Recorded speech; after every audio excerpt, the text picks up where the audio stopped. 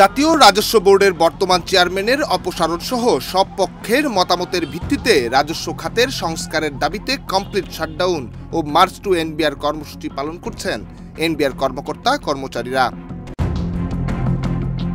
গেল কয়েকদিনের মতো 29 জুন সকাল থেকেই রাজস্ব ভবনের প্রধান কার্যালয়ের সবগুলো গেট বন্ধ রেখে আইনশৃঙ্খলা বাহিনীর সদস্যদের সশস্ত্র অবস্থান করতে দেখা গেছে।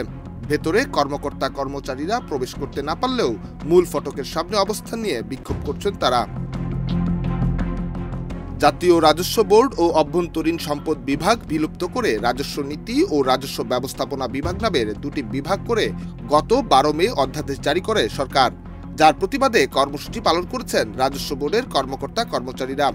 সংস্কারের পথে বড় বাধা ও প্রতিবন্ধকতা হিসেবে চেয়ারম্যানকে অভিযুক্ত করছেন তারা।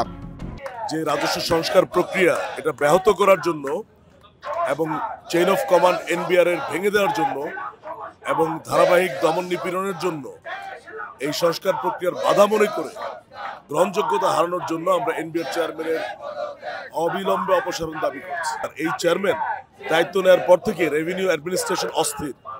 আপনার প্রতিষ্ঠানে যদি মোটিভেশন না থাকে আপনার প্রতিষ্ঠানে কিন্তু আউটকাম থাকবে না। ঈদের ছুটির পরে যখন আমরা একটা সেমিনার করতে চেলাম চেয়ারম্যান মহোদয়ের কাছে, 4 বার উনি আমাদেরকে বসতে দেননি, এনবিআর এর মাটিতে বসিয়েছেন, আমাদের চিঠি ছুঁড়ে ফেলেছেন।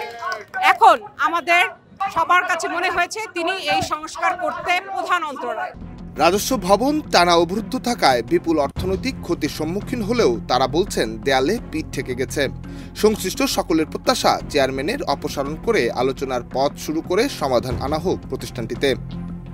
নিয়াজ সরকার, অঙ্কুর, দেশ রূপান্তর।